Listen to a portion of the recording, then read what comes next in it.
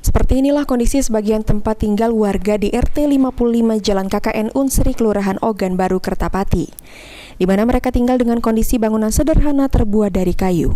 Di musim penghujan saat ini, tempat tinggal mereka ini harus mengalami kebanjiran serta sampah ikut juga naik.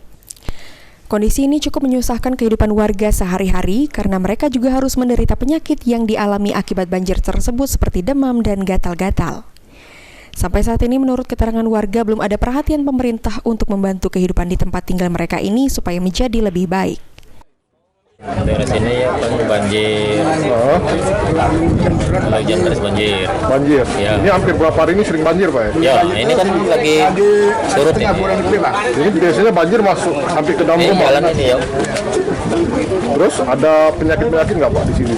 Sering gatal-gatal. Demam. Banjir yang kena penyakitnya demam-demam, Gatal. gatal. Sampai nggak ada penyakit yang mungkin yang anak-anak yang sampai tenggelam di sini?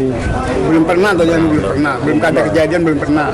Cuma kalau untuk penyakit gatal-gatal itu Iya, gatal-gatal atau demam-demam itu. sejauh ini sudah ada belum? Sering ada belum bantuan-bantuan? Belum ada, Pak. Belum ada bantuan. Belum ada.